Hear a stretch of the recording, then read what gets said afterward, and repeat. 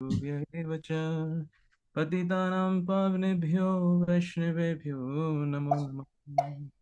नमो विष्णुपादाय कृष्णप्रेष्ठाय भूतले श्रीमते भक्तिवेदान्त स्वामिनिति नामिने। नमस्ते सरस्वते देवे गौरवाणी प्रचारिणे निर्विशेषशून्यवादी पाश्चात्यदेशतारिणे। जय श्री कृष्ण चैतन्य प्रभु नित्यानंद श्री अद्वैत गदाधर श्रीवासादि गौर भक्त वृंद।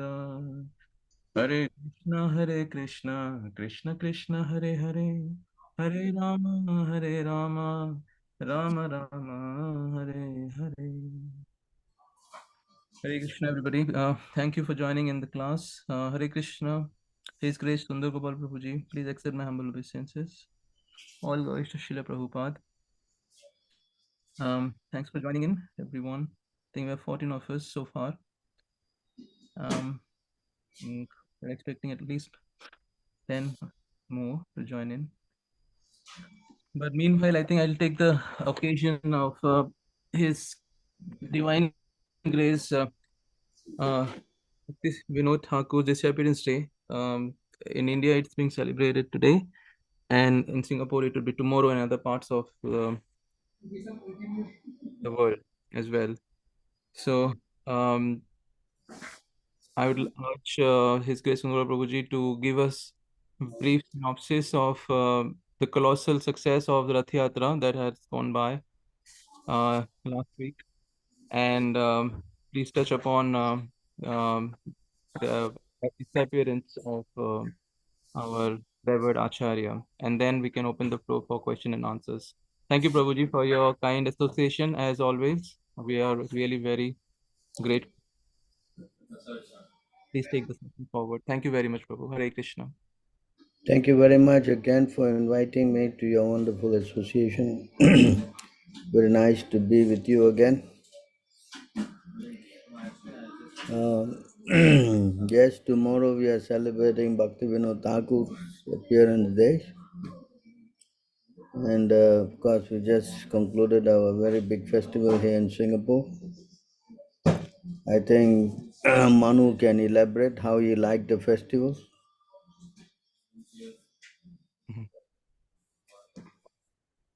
Is he there? We just returned.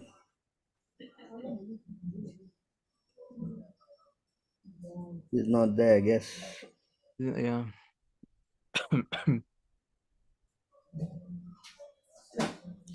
He just got back from Singapore, attended the festival. Ajat Prabhu is there. Ajat Prabhu. He also attended, so he can elaborate how he liked the festival. Hare Krishna Prabhu, Dandavat Pranam, all glories to Srila Prabhupada. Yeah, Prabhu, it was great festival. I mean, it's always great to join actually Rath Yatra in Singapore, and this time also it was very great. A lot of devotees came from all Indian devotees came for the festival. It was really great actually. So, and always to see Jagannath, Baldev, Subhadra carried from to the chariot and then pulled by all the devotees, getting this and being blessed by all by the Lord. So it's really great actually. So this time also it was all the devotees enjoyed actually by getting the mercy of the Lord. Only the one thing is what I found was the Rath Yatra in Puri is the Lord is not been worshipped actually now because they are they are in Anasar actually. But we did the Rath Yatra before. I understand because of getting the place and all those things are there. But apart from that, it was really great actually. So it's nice to hear your wonderful command. Anybody else attended the festival? Yes, Guru. Yes. It was my first time attending the festival in ISTM Singapore, and I have to say, I have to thank Vartika Kishore Prabhu for giving me the opportunity to be there. And I would have to say the association, it made me feel like I was in a big family. I do have like more fire after the festival, even after building the big carts and also breaking down and cleaning. All the services were very much engaging, and I felt very close to the devotees. So I have to thank all of you, and I have to thank Sundar Gopāl mostly because he was a big help in bringing me into Singapore. I can say that much because there was a lot of trouble coming in, but Sundar Gopāl helped me. Thank you, Prabhu. Prabhu, may I say a few words if I can? Yeah, please. So, dear devotees, this is just a small thing. That's it's just not an ordinary festival, and the trouble and the effort and the austerity that has gone by to even establish this has been very unfathomable, because in Singapore it's not a real, I mean, very favorable terrain. So it's just by the mercy and very painstaking efforts by His Grace Sundar Prabhu for the last many years that he has been able to successfully put on this show of Rath Yatra. When the Lord travels, he makes sure the people who witness them, they stop their travel in the cycle of birth and that. And this is where he has taken very painful efforts, fighting against all the odds in with the Singapore authority. And because we are not allowed to march and perform parade and march over the streets, but nevertheless he has his very unstoppable spirit of somehow the other people should get this mercy, and a festival of this scale should be performed. And like you said, well, there is a will, there is a way. And it has been growing, year on year. Effortless, very huge sacrifices being done by the devotees under the very able leadership and highly spirited, energy infused by His Grace Nora Prabhuji. So there's so much we can not see, and what cannot meet the eye, the to what we perceive, that it's just a festival and so many people are back, but it's not that.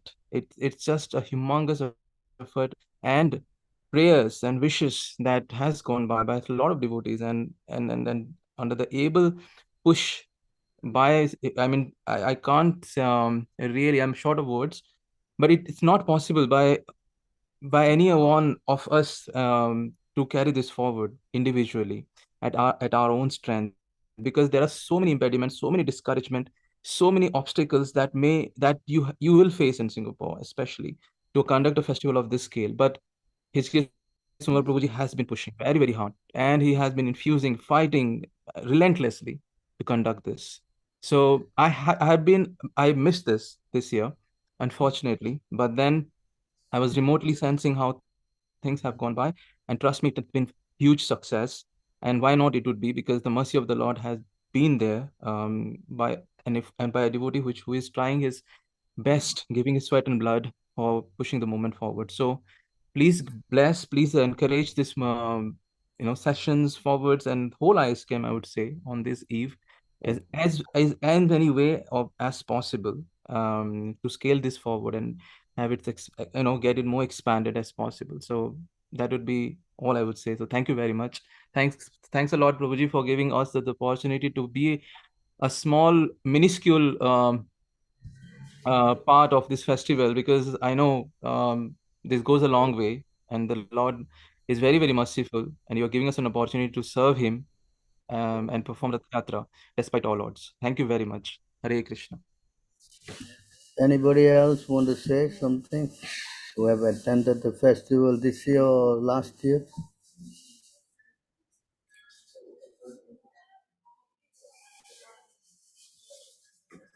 I guess the most important part of this festival is to get all the devotees to come together. It's a kind of unity, cooperation that we get to know each other, get to also hear from everyone how they are preaching in their respective areas. That gives our ISKM a sense of unity, of what wanted festivals, where all devotees come together. I guess in our ISKM, this is like a centralized festival where everyone can come and help and participate, carry the spiritual ambience in a festive mood. So this is like a very important festival for devotees across. But those who are staying here, this is a time to show our ISKM, um, what do we say, our ISKM's identity, to put across, how Prabhupada was not allowed in the country to organize a festival in this status, that will show that we got something to give to everybody. And everyone was very happy because that's what God is for. When you go to God, you must become happy. So in this way, we try to bring Krishna consciousness to everybody. Although it was raining, still we managed to draw good 10,000 people. It was quite a event. I guess this is the unity spirit. Festivals bring a lot of people together, and this way we can also expand our preaching. So thank you very much for participating and all witnessing or giving your blessings to make this event a very successful one. So evidently tomorrow we have Srila Bhaktivinoda Thakur's appearance day, because that's celebrated locally here in our temple. Bhaktivinoda Thakur sometimes is called the seventh Goswami, because he was the pioneering spirit in trying to spread this Krishna conscious movement all over the world. So he was trying to establish that he was actually the foundation which expanded through his son Bhaktisiddhanta, and it expanded further and made it a reality in Srila Prabhupada. So of course we all have to owe anything, we have to owe to all these great personalities for making our Krishna consciousness possible. Especially Bhaktivinoda Thakur, he also wrote so many books explaining Krishna consciousness, and he was very instrumental in a time when there was not much of a organization. He helped start one, so we owe him a lot.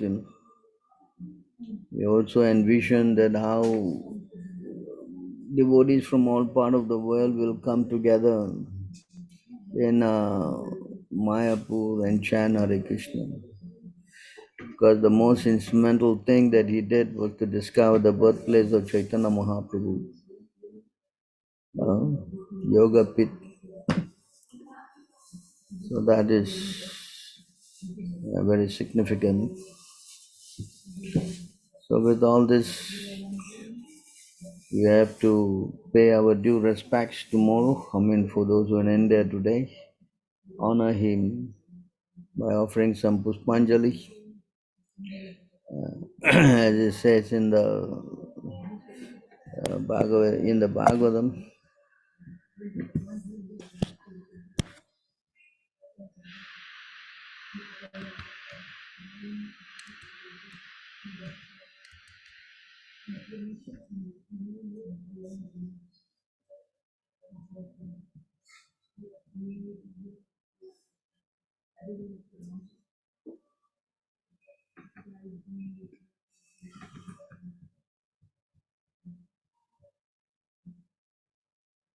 a pure devotee should execute devotional service by giving the greatest respect to the spiritual master and the acharyas. See, this is the method that we should offer greatest respect to the spiritual master and the acharyas. Not that we are only concerned with our spiritual master and that's it. No. So this is a very important point Prabhupada is stressing, that one should worship an acharya, a spiritual master.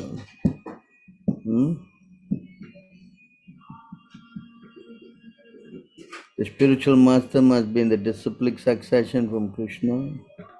The predecessor of the spiritual masters are his spiritual master, his grand spiritual master, his great-grand spiritual master, and so on, who form the disciplic succession. It is recommended here that all acharyas be given the highest respect. We stated Gurushu Naramati. Gurushu means unto the acharyas and Naramati means thinking like a common man. To think of the Vaishnava, the devotees, as belonging to a particular caste or community, to think of the acharya as an ordinary man, or to think of the deity in the temple as being made of stone, wood, or metal is condemned. Niyamena, one should offer the greatest respects to the acharyas according to the standard regulation. So this is the system.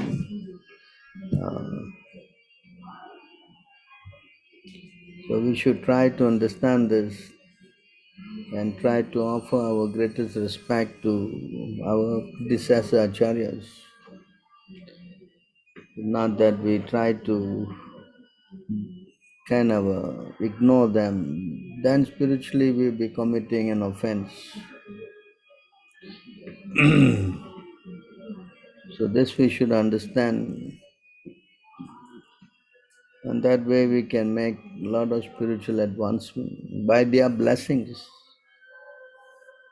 Spiritual life is based on mercy.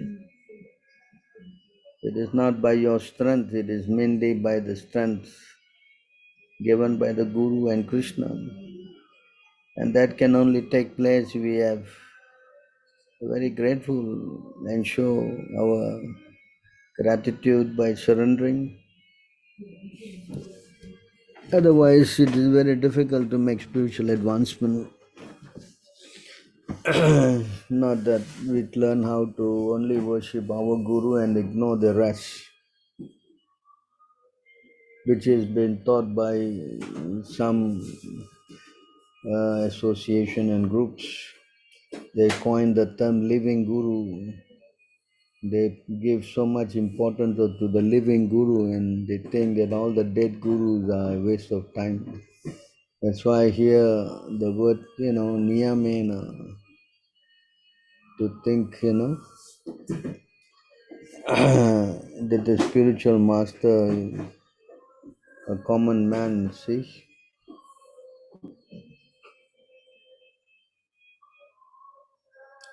Thinking like a common man. So we have to be very careful that we do not commit this kind of a mistake, naramatir. Okay? So these are all pitfalls in our spiritual life, especially The way our ISKCON is promoting. When you speak about a living guru, means you think that the guru is an ordinary man who is living, and when he dies, he's finished. Yeah?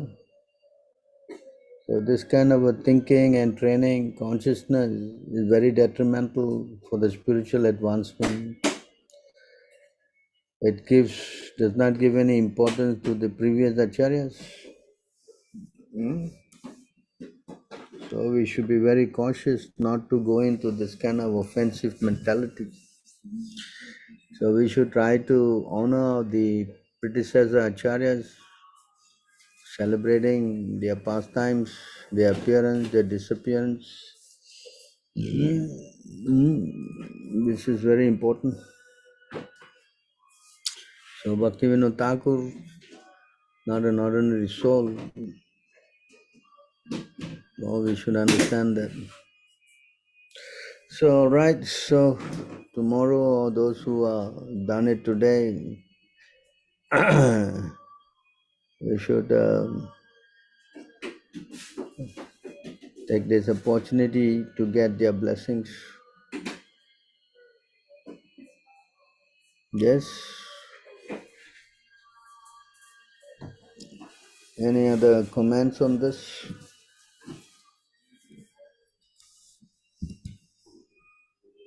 Hmm? Yes. Yes, Prabhu. No, Prabhu, I think thank you for this brief. I think there are a couple of questions on the chat. So, question: how can I totally surrender to Krishna and Srila Prabhupada is pure devotee? Please. So, of course, how can I surrender? The first surrender is to get connected to Prabhupada. That's the initiation. That's the first thing you need to do. Explained by Rupa Goswami here.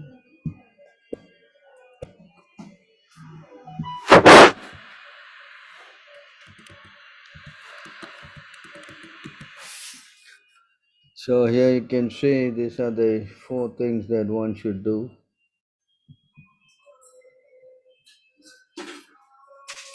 Srila Rupa Goswami has delineated 4 preliminary requisites for advancement for the sincere disciple.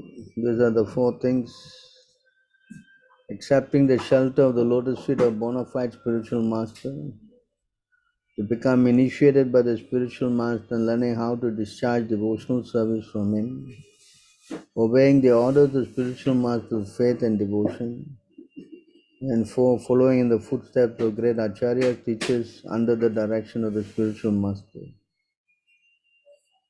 One who has executed these preliminary duties is qualified to relish Srimad Bhagavatam.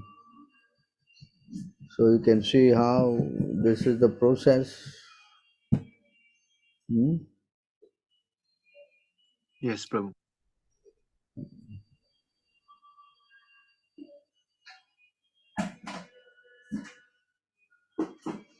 So try to understand. We need to follow this system. So you try to get yourself aligned with this principle, and then Yes, everything else Prabhu. will come one thing after the other. Hmm? Yes, Prabhu. Thank you very much. Hmm. So the next question.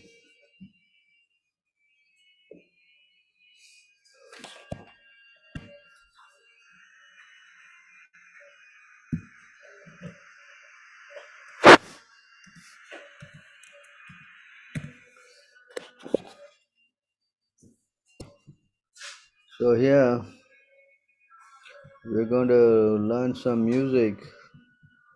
Yes, you should learn how to use them in Krishna's service. When one is not attached to anything, but at the same time accepts everything in relation to Krishna, one is rightly situated above possessiveness. On the other hand, one who rejects everything without knowledge of his relationship to Krishna is not as complete in his renunciation. So if you think that music can help you, nobody say no, but you use the music to glorify Krishna, that would be the best way to employ your or whatever talent you are acquiring. But if you're simply going to learn music and gratify your senses with it, then that is not very much encouraged. So whatever you do, as Krishna says, Krishna never say we become some kind of a stone, Krishna said in the Bhagavad Gita also, Yat karosi yad asnasi yad juhosi dadasi yat tapasi sikauntaya tad kurusva madarpanam. Whatever you do, whatever you eat, whatever you offer, give away, and whatever austerities you perform, do that, O son of Kunti, as an offering to me. So whatever you do, he didn't say don't do anything. He said you do, but you do it as an offering to me. Then your activity becomes perfect, Otherwise, all these kind of things can become a burden. And anything that makes you forget Krishna, that itself is a big, what we say, something that drives us away from Krishna. Work done as a sacrifice for Vishnu has to be performed. Otherwise, work causes bondage in this material world. Therefore, O son of Kunti, perform your prescribed duties for his satisfaction. And in that way, you will always remain free from bondage. So this is the process. But if you just want to do music and not put it in Krishna conscious perspective, then it can become damaging. So that you have to understand. Yes? Yes, Prabhu.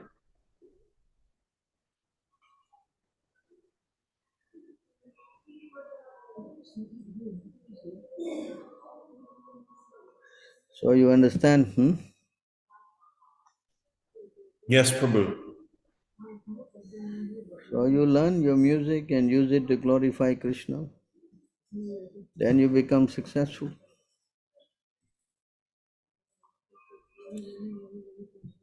Anything else? Not yet, Prabhu.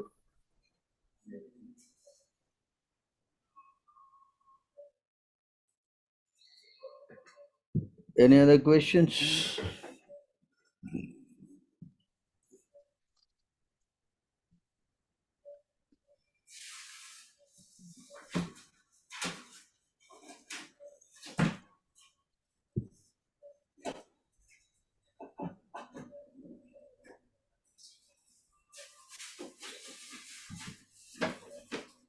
Yes.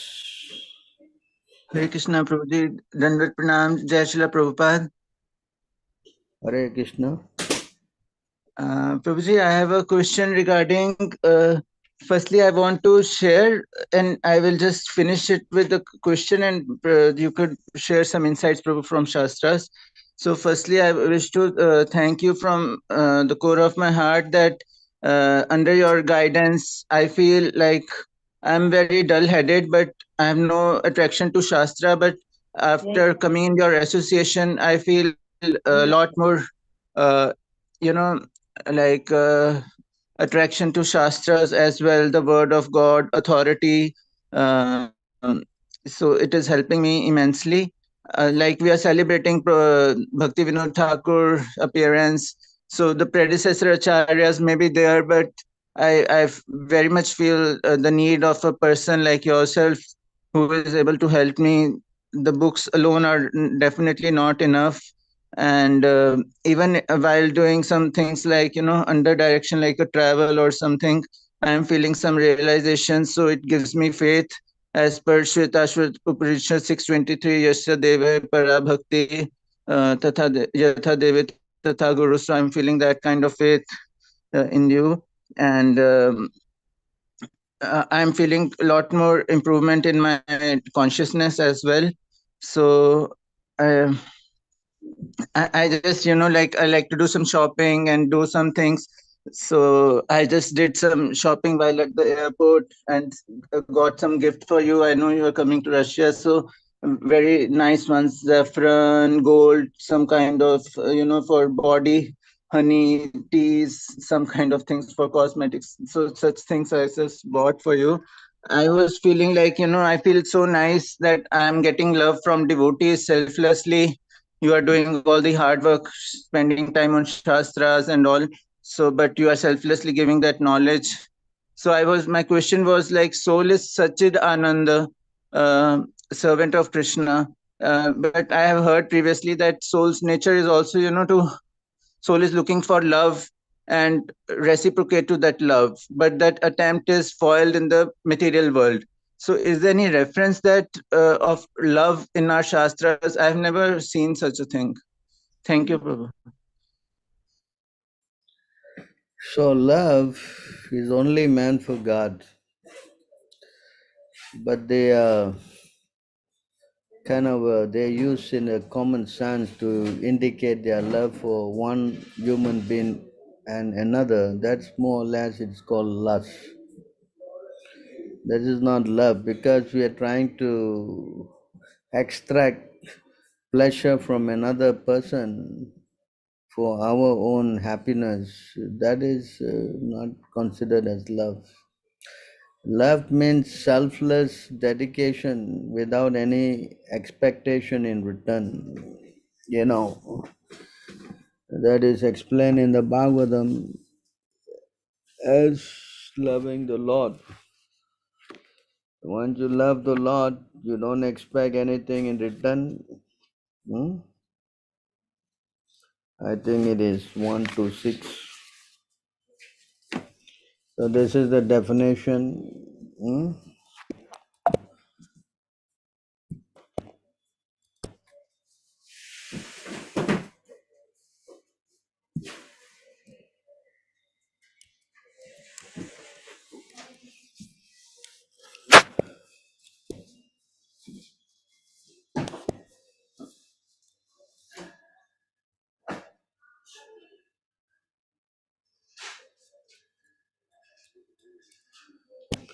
So here, savai pumso paro dharmo yato bhakti ajokchade hai tu kya pratihata yayatma suprasidati.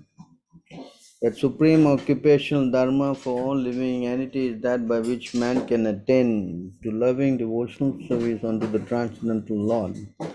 Such devotional service must be unmotivated and uninterrupted to completely satisfy the self. So this is called love, uninterrupted and unmotivated. Whereas sense gratification aimed at trying to enjoy the senses, that is not love, that is called lust. So these are the two categories that you should understand. And all this kind of a word they use, love, I love you, and all this. These are all basically, it's not love, it is lust. So pure love means without any expectation of returns. And that is a very high platform. It is not something that can be exhibited with one living entity to another. It only can be exchanged with God. That's why it is called love. They describe in the that it says that Atma Indriya Priti, that is Kama, and Krishna Prema Priti, that is Prema. So there are two words in the Sanskrit thing. One is called Kama, another one is called Prema. So kama is used for sense gratification, lust, and prema is used for love with God, So prema and kama, just like iron and gold. So iron is not very, what do you say, valuable, but gold is very valuable. Hmm?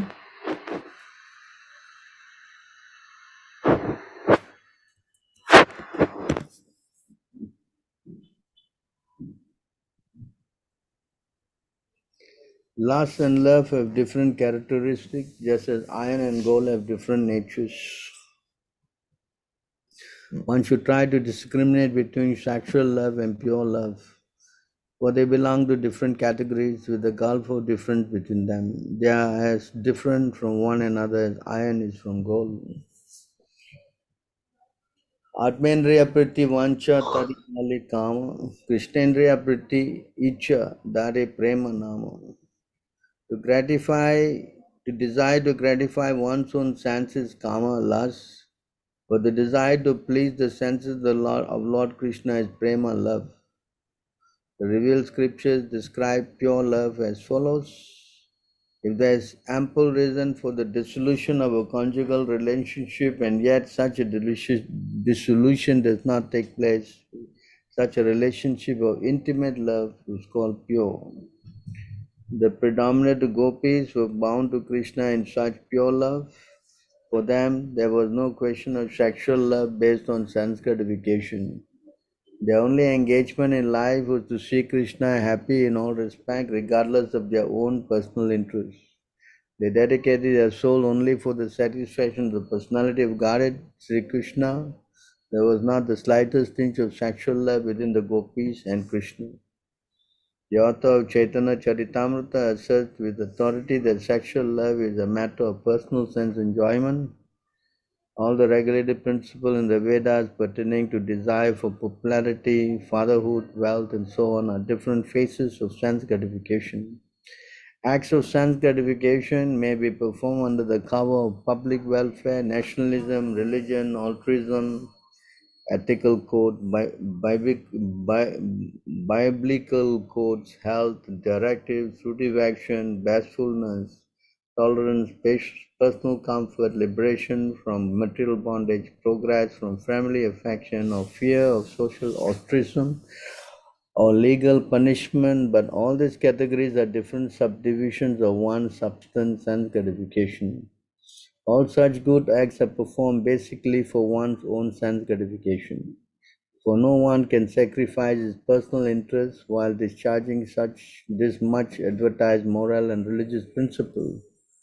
But above all this is the transcendental stage in which one feels himself to be only an eternal servitor of Krishna, absolute personality of Godhead. All acts performed in the sense of servitude are called pure love of God because they are performed for the absolute sense gratification of Sri Krishna. However, any act performed for the purpose of enjoying its fruits or result is an act of sense gratification. Such actions are visible sometimes in gross and sometimes in subtle forms. The object of lust is only the enjoyment of one's own senses. But love caters to the enjoyment of Lord Krishna, and thus it is very powerful. Social custom, scriptural injunction, bodily demands, fruitive action, shyness, passion, bodily pleasure, self-gratification in the path of Varnashrama dharma, which is difficult to give up. The gopis have forsaken all this along with their families and suffered their relatives' punishment and scolding, all for the sake of serving Lord Krishna. They render loving service to him for the sake of his enjoyment. So, can you understand?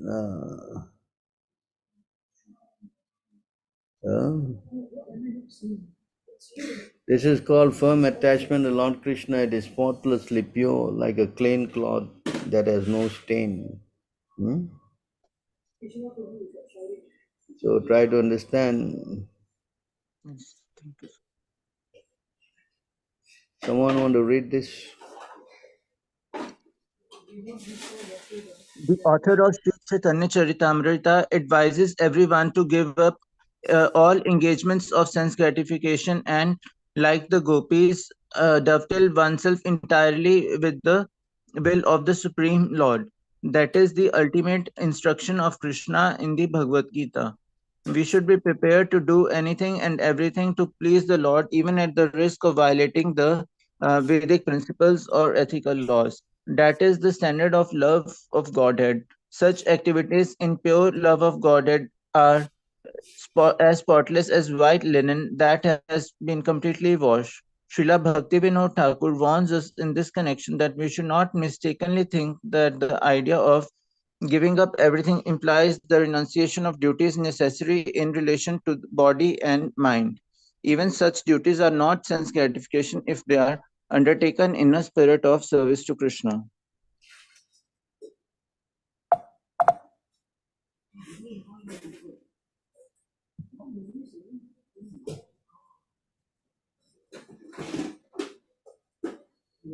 Therefore, lust and love are quite different. Lust is like dense darkness, but love is like the bright sun. Thus, there is no the slightest hint of lust in Gopi's love. Their relationship with Krishna is only for the sake of his enjoyment. So, try to understand what is Yes, love, Prabhu. what is lust. Yes. Yes, Prabhu. Thank you so much. Things look so similar apparently, but they aren't. Like I was listening to your lecture on surrendering to Krishna, and you told like we should not be doing demigod worship. But I saw some pious Hindus on the way they are chanting like Bhagavad Gita, also Hanuman Chalisa, Ganesh Stotra, everything like that. But they are not having proper authority understanding that who is Supreme God. So it may look like, oh, they are all religious people. ISKM is also religious. Who? What's the difference? This God, that God, but there's a gulf of difference that one needs to understand. Similarly, like sugar and honey, they may appear sweet, but one is bad usually. Another is all good, but even in that there are purities. Gold also so many categories: purity, carat, this carat, that carat. So there are so much integrities, but you are giving the highest pure religion. Thank you, Prabhu. So try to understand this, because you can only understand all these things through the mercy of a pure devotee. Because all this group that you mentioned, they don't come under any pure devotee. They're just speculating. Today is one demigod and tomorrow there's nothing else, somebody and somebody. Like this, they're just going on. They think all gods are the same. If a person is in this kind of category, how he can understand the supremacy of Krishna? Hmm? Yes? Is it not? Yes, So Prabhu. try not to get in mixed up with all these people. Hmm? Sure, Prabhu. I met someone from Prayagraj. He was in Mayavadi conception. He was trying to be good to other people, thinking they are also like God's forms. But I told, like, do you go to the temple? Do you chant God name? He said no. So you can understand from this statement is bogus. Yes?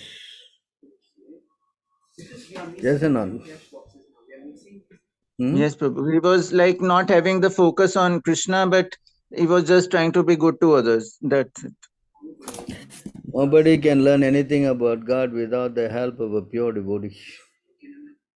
And all these guys, they don't have any pure devotees guidance. So what they will do? They will simply speculate, no? Yes? Yes or not? Is it not? Yes, Prabhu. I think it's kind of hidden Divya Gyan. There was a verse also, a 9 chapter, like it's the most confidential knowledge. Some chapter is there, like, so it's, although the books are there, the books are being distributed, but without the mercy of devotee, it's not very easy to understand and apply in one life. Yeah, it's very difficult to understand the scriptures without the help of a spiritual master. Just like Prabhupada said, before him there were more than 600 editions of the Gita. But until he brought out the Gita, nobody became a devotee. Hmm? So you need to learn how to be a devotee only through the help of another devotee. Otherwise it's not possible. So India, despite they have some kind of religious sentiment, Chaitanya Mahaprabhu said they are doing a lot of lip service by committing, although doing some spiritual thing, all the while and committing so much of sinful activities. So how can they become successful spiritually? Yes, is it not?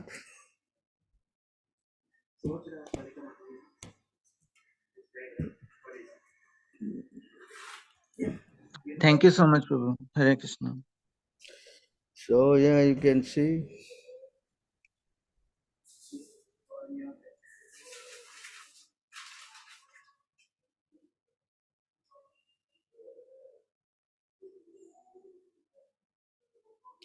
Among human beings, there are those who who are followers of the Vedic principles are considered civilized. Among this, almost half simply give lip service while committing all kinds of sinful activities against this principle. Such people do not care for the regulative principles. Yes? Hmm?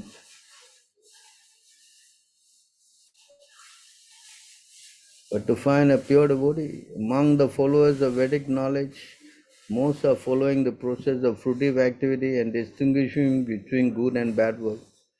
Out of many such sincere fruitive actors, there may be one who is actually wise. Out of many millions of such wise men, one may actually become liberated, mukta. And out of many millions of such liberated person, a pure devotee of Lord Krishna is very difficult to find. You understand this? Hmm? And that's what most important, to go to a pure devotee.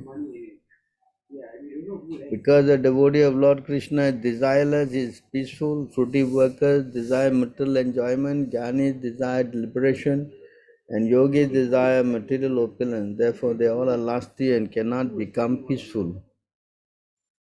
Yes?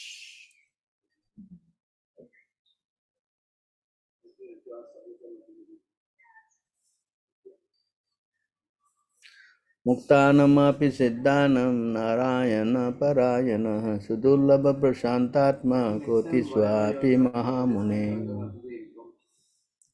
A great sage, out of many millions of materially liberated people who are free from ignorance, and of many millions of siddhas who are nearly attained perfection, there is hardly one pure devotee of Narayan. Only such a devotee is actually completely satisfied and peaceful. Hmm? Yes. So try to understand the difference between associating with a pure devotee and associating with all these half-bakes. You're not going anywhere with them. Is that clear?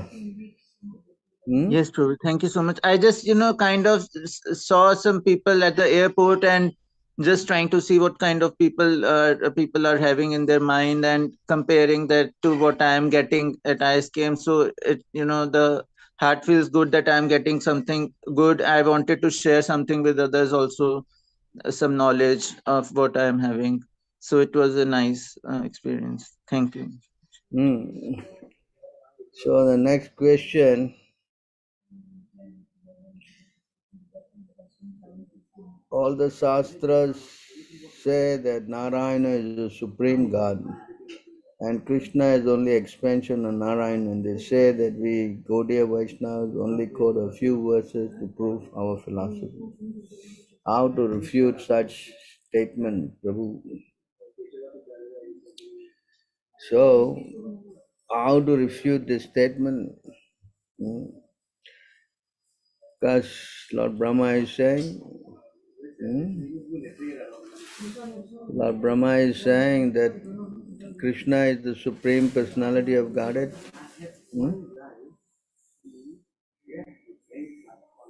Yes.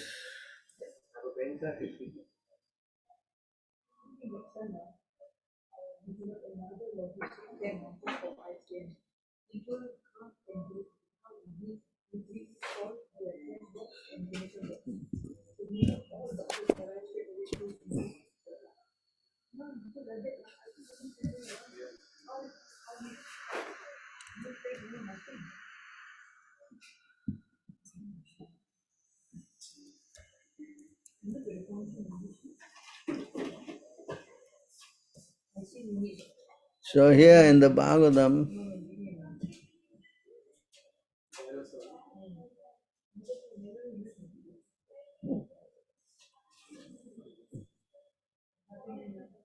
the expansion are different from the Lord as from Krishna to Baladev to Shankarshan, and from Shankarshan to Vasudev, from Vasudev to Anuruddha, and from Anuruddha to Pradyumna, and then again to the second Shankarshan, and from him to the Narayana Purusha avatars, innumerable other forms which are compared to the constant flowing of the uncountable waves of river, all the one and the same.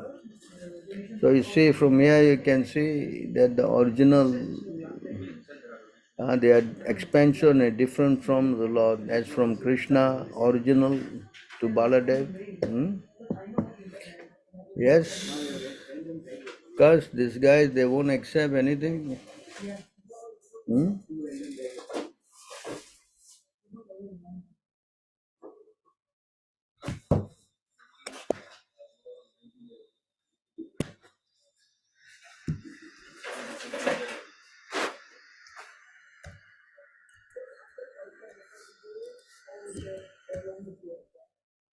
So here again,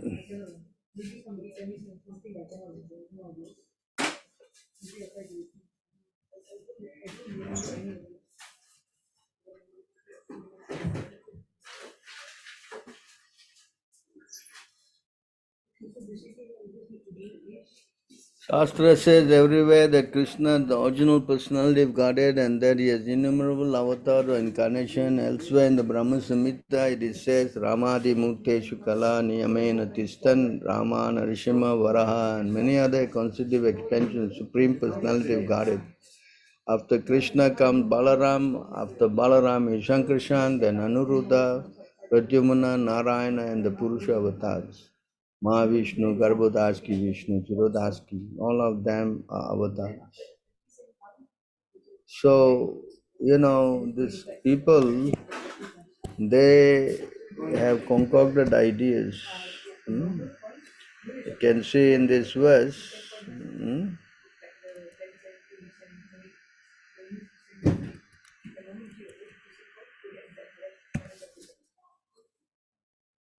I think it is here, give me a minute.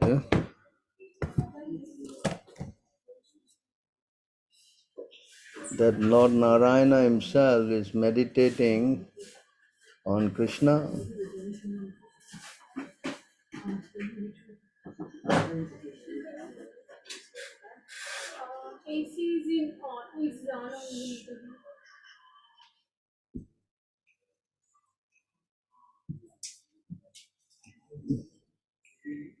So you can see how Narayana himself,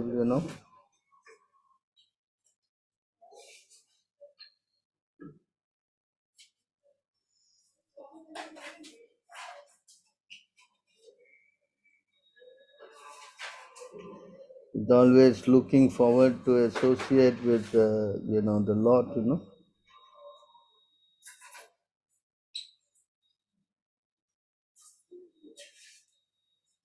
I'm trying to take out this verse for you to read.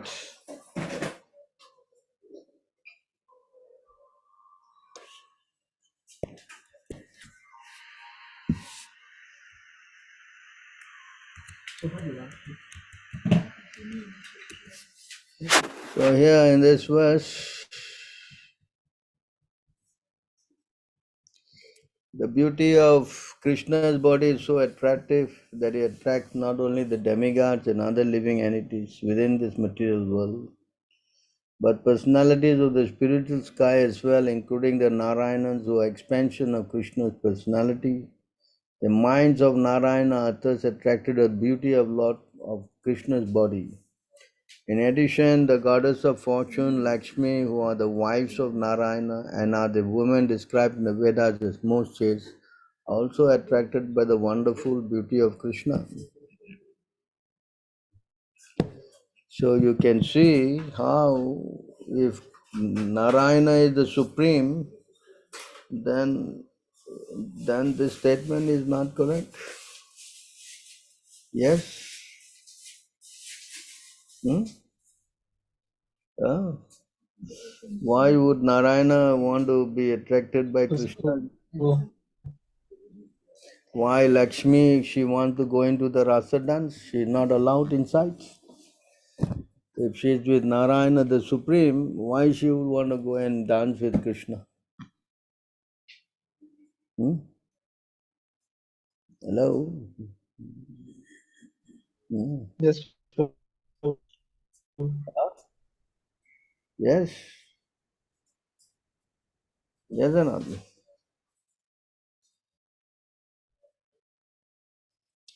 Correct. Yes. Hmm? Why Lakshmi ji want to go and be in the rasa dance? She did tapasya to go into Rasa Leela. She could not go in. Hmm? Tell me. Yes? Yes. Huh? Yes or not? Hmm? Yes, Prabhu. So if they think that Narayana is the supreme, then what to do with these guys? Hmm? You tell them also they won't listen, these fellows. Hmm? Correct? Yes. Hmm? Why Lord Brahma says Ishvara Paramaha Krishna, he should have said Ishvara Paramaha Narayana. Yes? Is it Yes. not? Yes. Yes, Prabhu. So all these things come to show, they are not very intelligent. Eh?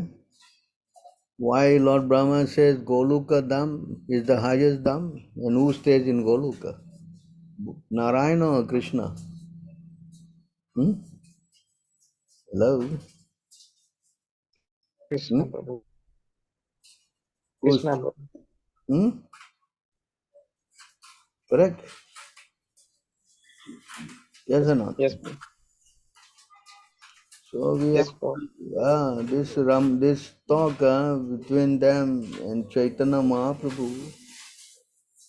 It is explained, Chaitanya Mahaprabhu is talking to Venkata Bhatt, and he was worshipping Lakshmi Narayan. Hmm? Right? You can see here.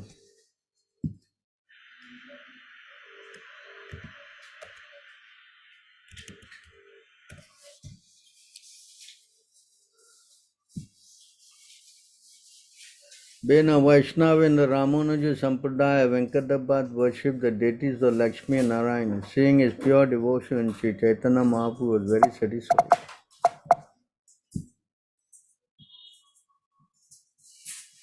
Constantly associating with each other, Sri Chaitanya Mahaprabhu and Venkatapat gradually developed a friendly relationship. Indeed, sometimes they laughed and joked together.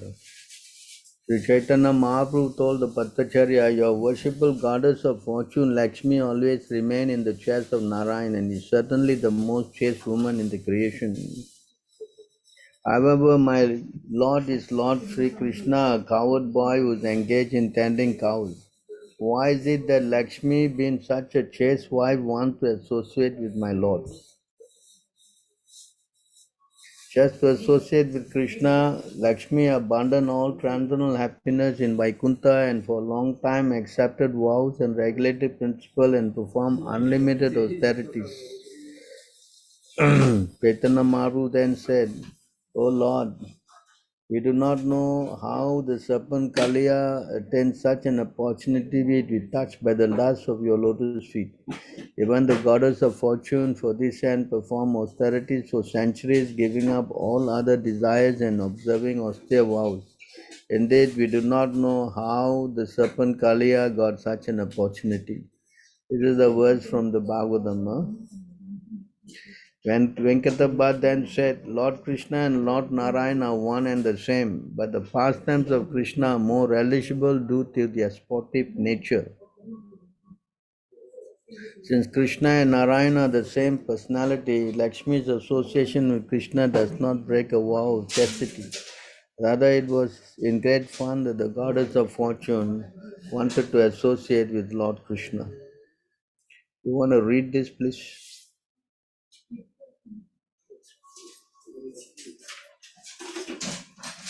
Anyone can read?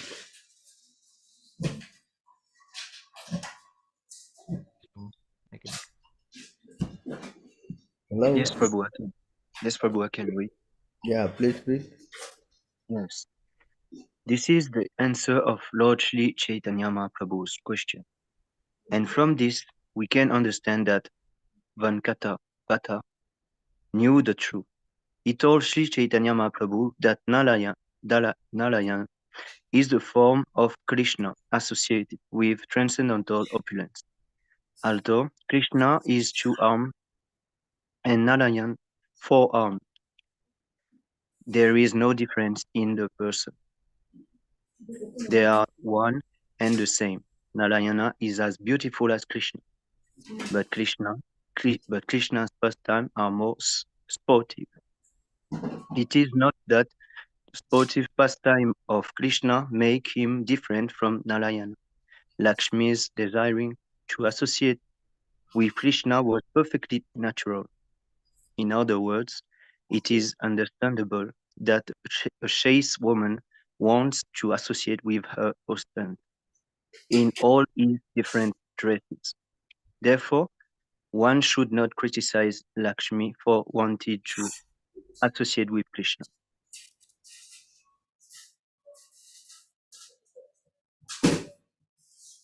Carry on reading. Yes, Prabhu. Vankata Bhatta continued. According to transcendental realization, there is no difference between the form of Narayana and Krishna. Yet, in Krishna, there is a special transcendental attraction due to the conjugal mellow, and consequently he surpasses Narayana. This is the conclusion of the transcendental mellows.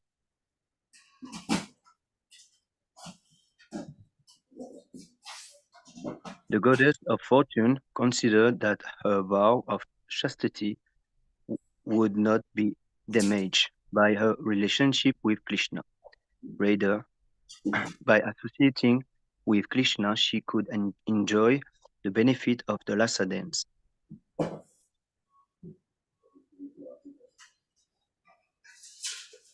Vankata Bhatta further explained, Mother Lakshmi, the goddess of fortune, is also an enjoyer of transcendental bliss. Therefore, if she wanted to enjoy herself with Krishna, what fault is there? Why are you joking so about this? Lord Chaitanya Mahaprabhu replied, I know that there is no fault on the part of goddess of fortune, but still she could not enter into the rasa dance. We hear this from the revealed scriptures.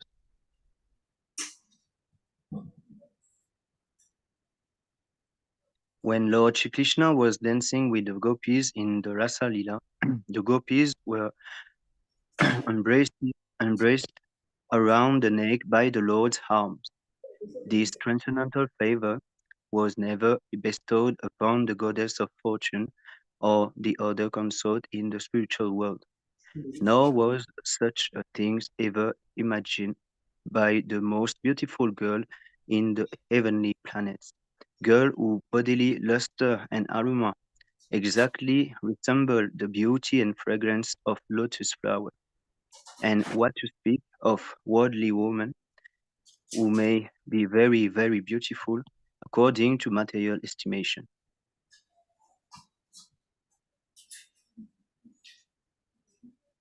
But can you tell me why the goddess of fortune, Lakshmi, could not enter the rasa dance?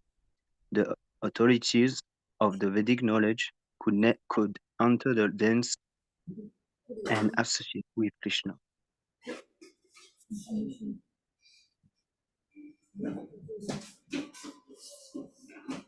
Great sages conquer the mind and senses by practicing the mystic yoga system and controlling the breath. Thus engaging in mystic yoga, they see the super soul within their hearts and ultimately enter into impersonal Brahma. But even the enemies of the Supreme Personality of Godhead attain that position simply by thinking of the Supreme Lord. However, the damsel of Raja, the gopis, being attracted by the beauty of Krishna, simply wanted to embrace him and his arm, with which are like serpents. Thus the gopis ultimately tasted the nectar of the lotus feet of the Lord. Similarly, we Upanishad taste uh, can also taste the nectar of his lotus feet by following in the footsteps of the gopis.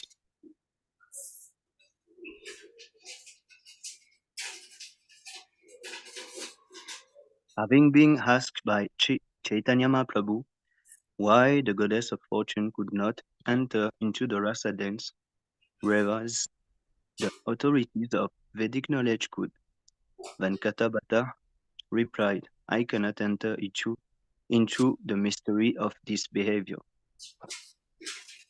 So here you can see how Venkata Bhatt is admitting that there's a difference between Krishna and Narayana, right? Yes. So he says, I cannot enter into the deep ocean of pastimes of the Lord. You are Supreme Personality of Godhead, Chaitanya Mahaprabhu. Then he explained, Lord Krishna has a special characteristic. He attracts everyone's heart by the mellow of his personal conjugal love. So this quality is missing in Narayana himself. This is explained here in this verse.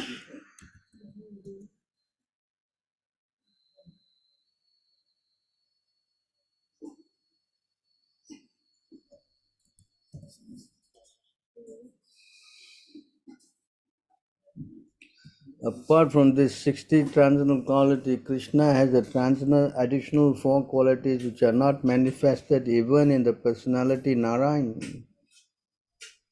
See that? These are Krishna is an ocean filled with waves of pastime that evoke wonder within everyone in the 3 worlds. His activities of conjugal love is always surrounded by dear devotees who possess unequal love for him.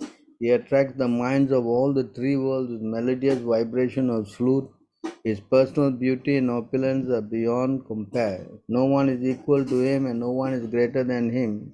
Thus the personality of Godhead astonished all living entities, both moving and non-moving within 3 worlds. He is so beautiful that he is called Krishna.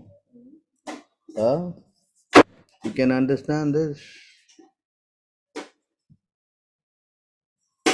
Above Narayana, Krishna has 4 specific transcendental qualities. His wonderful pastimes and abundance of wonderful associates are very dear to him, like the gopis. His wonderful beauty and wonderful vibration of flute. His Lord Krishna is more exalted than ordinary living beings and gods like Lord Shiva.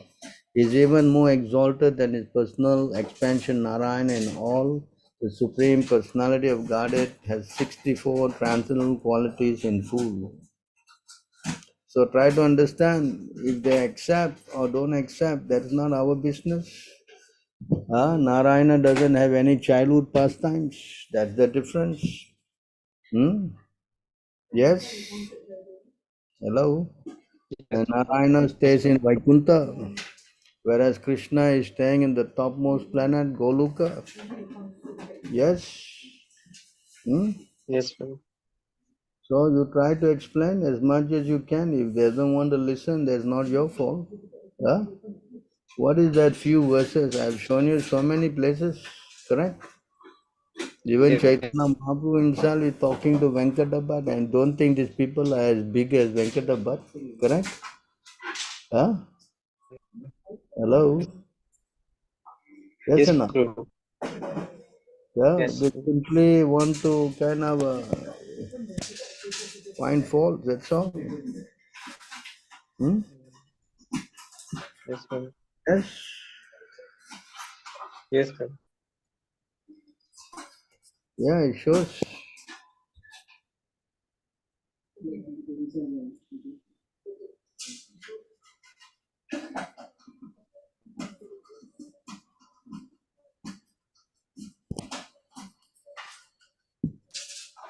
गोलोकनामि निजदामि चले च तस्य देवी महेश हरिदामि श्रुते श्रुतेषु ते ते प्रभानि च या विहितश्च येन गोविन्दमादिपुरुषम् अहं भजामि. So the lowest of all planets is located at Devi Dham, mundane world. Next above it is Mahesh Dham, abode of Mahesh, Lord Shiva. Above Mahesh Dham is placed Hari Dham, abode of Hari or Narayana. And above them all is located Krishna's own planet named Goloka. I adore the primal Lord Govinda, who is the Lord of their respective authority, the rulers of those created realms. So does it show that Narayana is above Krishna? Hello? Well, what does it say? No problem. So you try to speak, huh? Yes, Prabhu. Is it all right to read the Ramanuja and Bahasya and all? It is translated by Mayavad. Of course, if it translated by Mayavad, Mayavad will not translate this Ramanuja Bhasya and Madhva Bhasya. Puhena puista. They will not translate this. This will be translated by usually Vaishnava Acharyas. And there's no harm in reading that. But anything from Mayavad we should not touch, of course.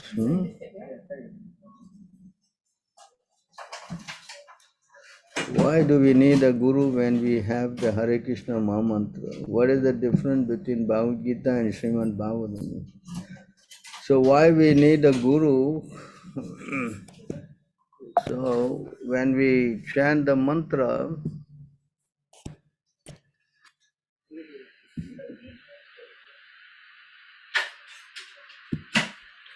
when we chant the mantra, when we receive from the spiritual master, it becomes more potent. Lord Shiva voluntarily came to bless the sons of the king as well to do something beneficial for them. He personally chanted the mantra so the mantra would be more powerful. And he advised that the mantra be chanted by the king's son Rajaputra. When a mantra is chanted by a great devotee, the mantra becomes more powerful. Although the Hare Krishna mantra is powerful in itself, disciple upon initiation receives the mantra from his spiritual master. For when the mantra is chanted by the spiritual master, it becomes more powerful. Lord Shiva advised the sons of the king to hear him attentively, for inattentive hearing is offensive. Is it clear? Hello? Is it Yes, clear? Prabhu. Yes. I will tell you. What's the difference between the Bhagavad Gita and Srimad Bhagavatam? Bhagavad Gita is ABCD, as Prabhupada always says, and Bhagavatam is more for postgraduate study. Huh? Yes, Yes? Prabhu. Yes. Correct. Thank you very much, Prabhu.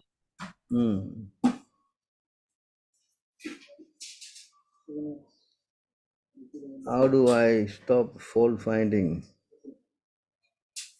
When you learn how to see that everyone is a devotee of Krishna and you have learned how to see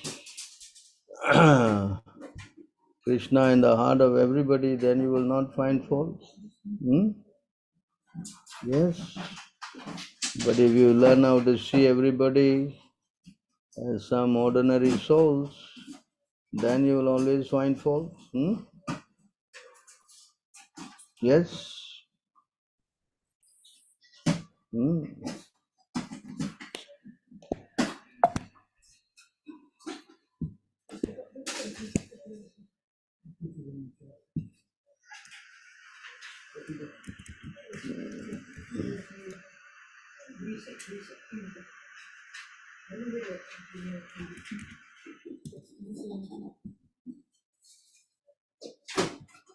For him who constantly meditate my presence within all persons, the bad tendency of rivalry, envy, and abusiveness, along with false ego, are very quickly destroyed. So this is the process to learn how to see the Lord in the heart of everybody. But if you learn how to see a person outwardly in the bodily concept, then yes, you will always find faults. You'll always think, is my friend, is my enemy, or is neutral, always making judgment. That's why it is advised to meditate about the super soul in the heart of everybody. And this way, all these bad qualities, envy, abusiveness, rivalry, fault finding, all this will go. Yes.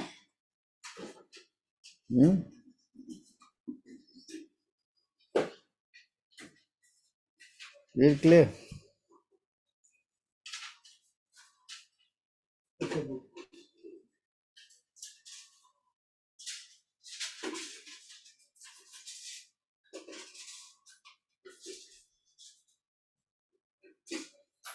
So this is the same point, We want to learn how to see somebody as Hindu, somebody as Muslim, somebody as Christian, and this and that. So there will always be fighting. But when I learn to see that Krishna is in the heart of the Muslim man and the Hindu man and the Christian man and all, then there is no question of rivalry. There should be love. So unless one comes to Krishna consciousness, it's very difficult to give up all this kind of a tendency. So that's why preaching Krishna consciousness is the only solution to for the people to come on a united platform. Otherwise, it's very difficult. Because on the bodily platform, you will always fight. Yes? Yes, Prabhu. So we should not just try to get into this consciousness of identifying like them. We should learn how to transcend. If you cut a Hindu man, there's red blood. If you cut a Christian man, there's green blood. The same red blood. Correct? It's just like kids who go to school, they say, my school is better, your school is no good. This is how they all talk, children. But anyone who's adult will understand all schools are the same. They're teaching the same education. So a Krishna conscious person has to understand that and not get into the bodily concept. To give up all this upadis, sarva upadi vinirmuktam tat paratvena nirmalam. To give up all this destination, correct? And surrender to Krishna. This is the test of a spiritually advanced person. Correct? If Yes, he's going Prabhu. to talk like a dog, then what's the use of him studying all these things? It's a waste of time. Correct? Yes, Prabhu. So we have nothing to do with this Hindu, Muslim, Christian concept. we are all servants of Krishna. Correct? Yes, Prabhu. Is there only one form of Krishna and many forms of his Vishnu expansion? I have no more questions. Yeah, there's only one Krishna, and then you have many unlimited forms of Vasudev Pradyumna. Vasudev Pradyumna Nuda is the second expansion, and then you have got another expansion of Vasudev Pradyumna Nuda and Sankarshan, and then you get unlimited Narayana. And from Shankarshan you get the three Vishnus, and again from that Vishnu you get Brahma, Lord Shiva, and also Vishnu. This is how the whole thing is established. But Krishna is one, and from him the unlimited expansion comes. That's how it is explained. Hmm? Yes. Yes, Prabhu. How do I know if I have offended a devotee of the Supreme Lord? How can we know when we make some offenses? So the moment we are chanting, when we find that our chanting is not as smooth as it used to be, that means we know we are doing some mistake somewhere. So therefore we learn how to, pay obeisances and ask for forgiveness. That's why every morning we chant Vancha Kalpataru Bhyascha Kripa Sindhu Bevacha. Why we chant this prayer before we start? Because this will Yes, help us, knowingly, unknowingly committing any offenses, we get ourselves purified. Yes? Hmm? yes, Prabhu, yes. Yes. Hmm. This is how we should understand. So before When you we start chant, chanting, you pay your obeisances, and this way yes. you purify yourself. So There's no other. before What? chanting our round, we should do that, utter the prayer. Correct. That's what we learn every morning. We chant. Yes. Actually, we used to chant morning and evening before we go to bed. Early days we Evening do that. also. But you can always do a liberty to do all the time. Mm. Krishna is in Yes. your heart. He is going to listen. Yes. When you are paying your respects and obeisances, Krishna will understand you are becoming humble and he give you more blessings. Yes. Yes, Prabhu. If you don't become humble, then how to chant? Mm. Correct? Yes, yes, Prabhu. Mm. So we can pay our obeisances during the day many times. Yeah, before you go to bed, you can pay obeisances, no harm. And Okay. Krishna will Yes. realize, no? Yes, Prabhu. Mm. Otherwise, how will Krishna know? He is sitting in your heart. And Mm. more and more we are repenting, Right? Yes, yes. Correct. Yes, Prabhu. Yes. We have to learn how to repent, otherwise it's going to be tough. Hmm? Yes. Yes. So we will know that we make offenses if our chanting is not as smooth as usual, right? Yes, the moment you find that your chanting is, you can find yourself, you are chanting every day, you will know, correct? Yes, yes, yes. I Hmm. understand. Mm. So we are very cautious. Yes, Prabhu. Yes, Huh? yes. Says here in this verse,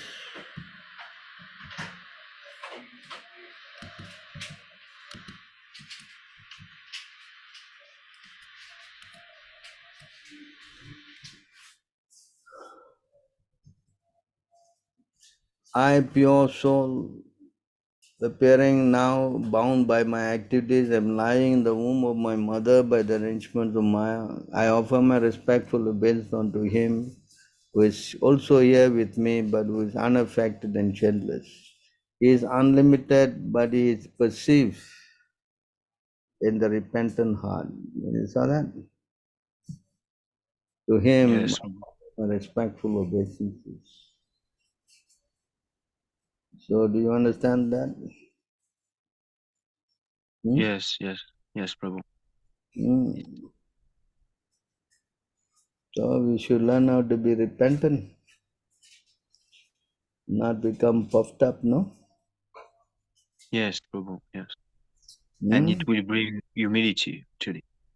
Hmm. Mm. You understand?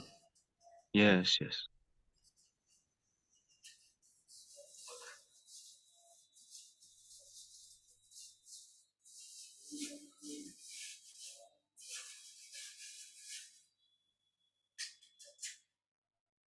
Hmm? Yes? Yes, Prabhu. Thank you very much, Prabhu, for helping me to understand the Krishna consciousness philosophy. Thank you very much for your time. Hare Krishna. Jai Shri Prabhupada. Yes. It can only be realized by a soul who is repentant, you know. You understand or not? Yes, I understand. We have to repent. Uh, To become, Otherwise, you know, yeah, we will become puffed up. Yes. it can be realized only by a soul who is repentant. We think that we are very powerful, we are so great and all that, it's going to be difficult. Hmm? Yes, Prabhu. Of course. Well, we Mm. already have made so many mistakes and we are here in the material world. And Mm. to think that we are so great, it's going to be difficult, no? Yes. Hmm? So the more we repent, the more humble we become. Yes, that's what Chaitanya Mahaprabhu told us. To think oneself lower than the straw in the street, more taller than the tree. Hmm? Yes, yes. Offer respect to everybody. And that's where you can chant Hare Krishna constantly. Mm. Yes, If you try to think yourself as a big hero, you're going to be in big trouble. yes, Prabhu. Hmm? Yes, definitely. Hmm. So that's why we should always be humble, no? Yes, absolutely. Otherwise, it's very difficult. Any other questions? No, Prabhu. That's all. Thank you very much for uh, responding me beautifully. Thank you very much. Jai Shri Prabhupada. How to pay obeisances? There's no photo of the Lord. You can do it in your mind. You can even worship the Lord in your mind. Yes, not necessary. If you don't have a photo, you cannot worship the Lord. Hmm? Yes, you can you can worship the Lord, mentally also. Hmm?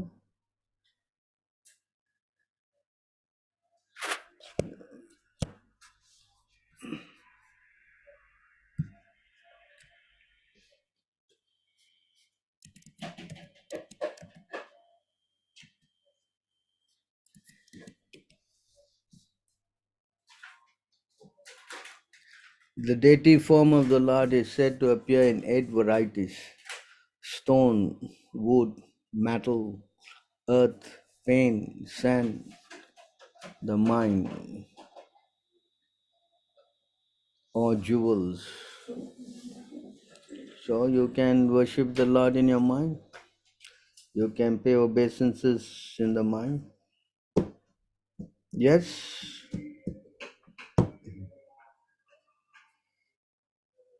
Hello. Yeah, you can physically pay obeisances while contemplating in your mind. There's no harm. Nobody say you can't do that. Hmm? Correct. And of course, the Lord is always there in the heart. Correct?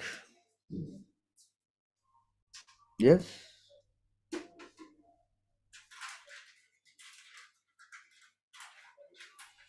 Uh,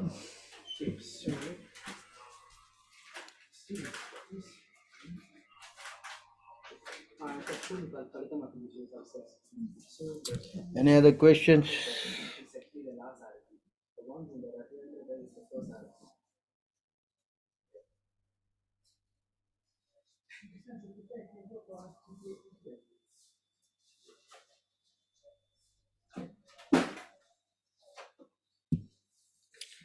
Okay, looks like you have uh, no more questions. I do have one question, bro. What is your Um, question? when it comes to devotional service, there's this one verse that says that we should only just desire to have a healthy life and self preservation. Would that contradict the factor of haitaki? We should only have desire to serve the Lord. That means we should not have any motive for sense gratification. You understand? As I explained in this verse, that one should learn how to have no sense gratification.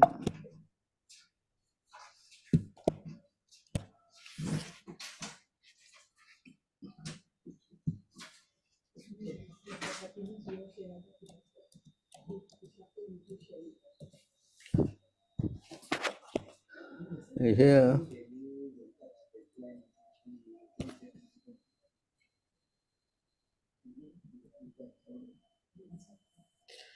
all occupational engagements are certainly meant for ultimate liberation. They should never be performed for material gain. See that?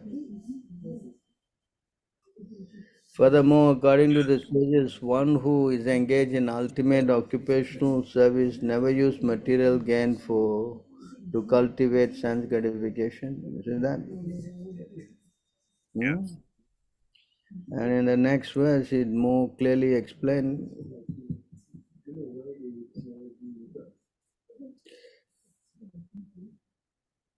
Life's desire should never be directed towards sense gratification. One should desire only a healthy life or self-preservation. Since a human being is meant for inquiry about the absolute truth, nothing else should be the goal of one's work. Is that clear? Yes.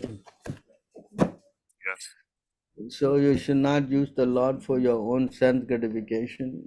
Although in the neophyte state this is inevitable, as Krishna says in the Bhagavad Gita, 4 kinds of people come to me. Yes? Is it not? Yes. So even then,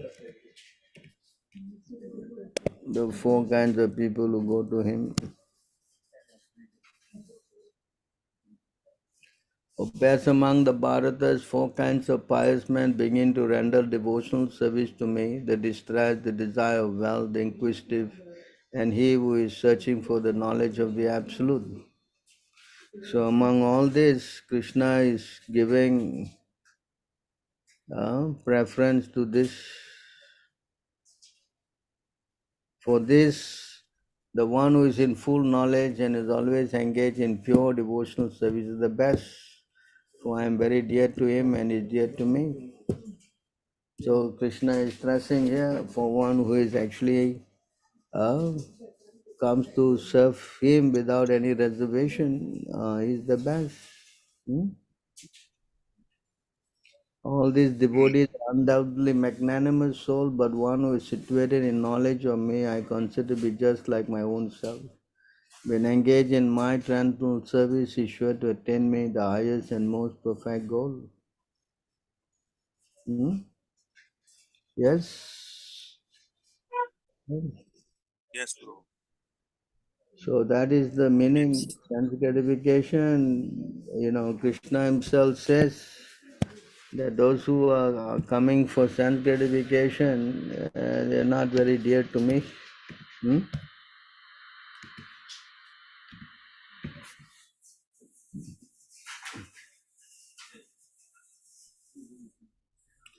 O best of the intelligent demigod, although it is true that nothing is difficult for one to obtain when I am pleased with him, a pure devotee whose mind is exclusively fixed upon me does not ask me for anything but the opportunity to engage in devotional service.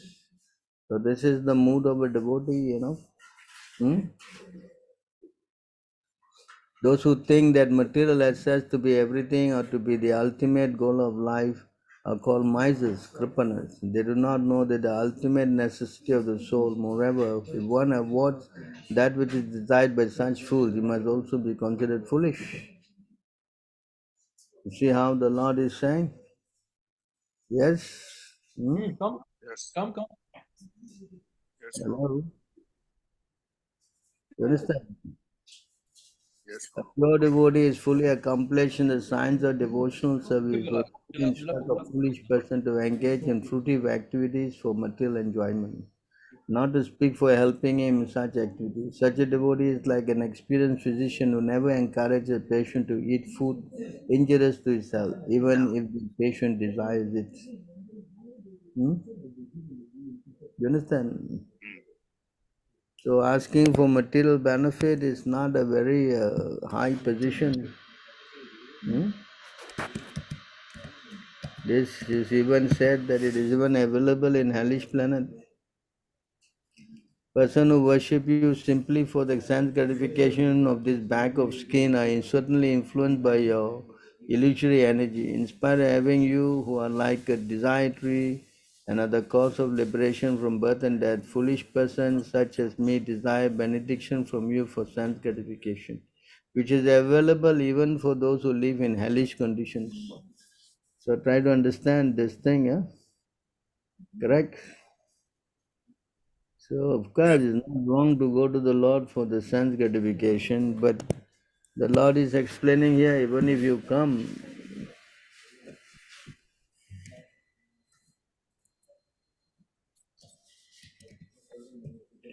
so the Lord is explaining here, the Supreme Personality of Godhead fulfills the material desires of a devotee who approach him with such motives. But he does not bestow the benediction upon the devotee that will cause him to demand more benediction again. However, the Lord willingly gives the shelter of it at his own lotus feet, even though such a person does not aspire for it. And that shelter satisfies all his desires. That is the Supreme Personality's special mercy. Yes? Yes, Prabhu. Hmm. So even if you have desire, never mind, you go. By going there, you will get purified. That's the power of God, Krishna. And this is something that the demigods cannot do. They cannot purify someone from getting to stop asking for material benefits. But the Lord can do it. That's the difference. That's why worship of the Lord is explained.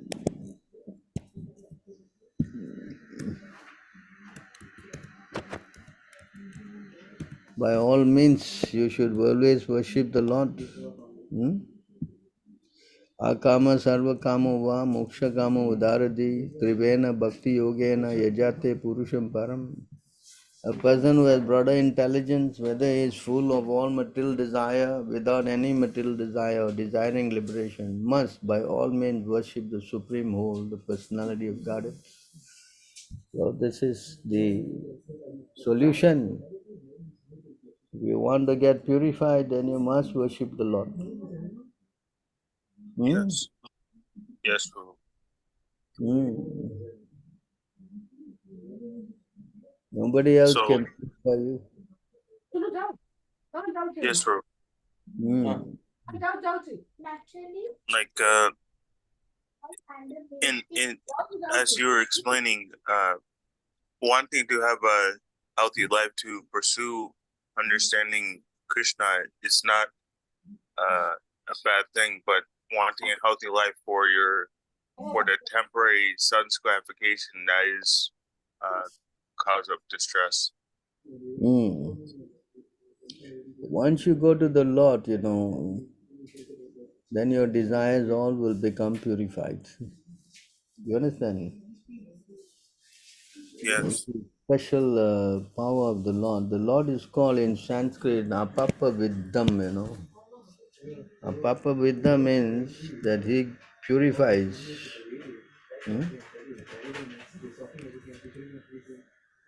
Anything that goes to him get purified, You see this word here, Apapa Viddham.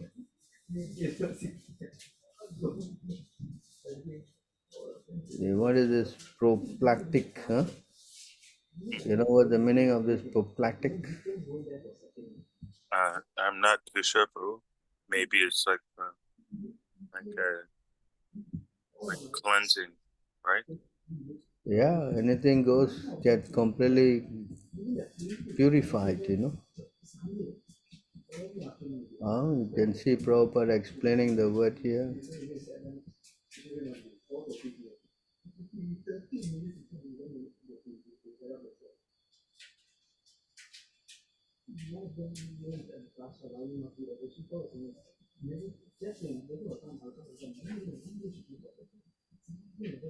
You see here, he describes.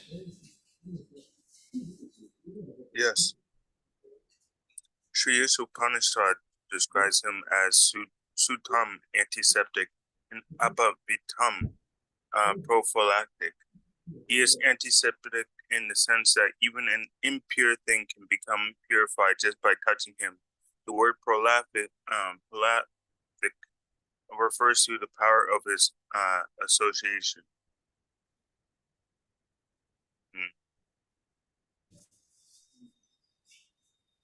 So you understand that? Yes, bro.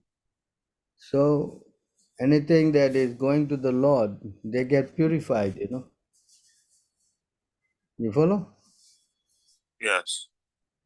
That's why when you chant or you do anything, of course we all are contaminated, but by going to the Lord and taking up this process, you get purified. That's why I encourage you to chant Hare Krishna, encourage you to follow all these things. Yes. You follow? Yes. So do you understand? Yes, I understand.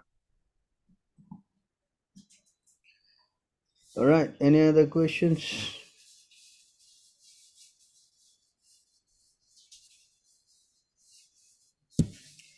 Okay, we'll stop here then. Thank you very much for your kind Thank you words. very much. Thank you very much. All glory to Srila Prabhupada. Hare Krishna. Bless you, Sri Prabhupada. God bless you. Thank you, Guru. Always, Prabhu.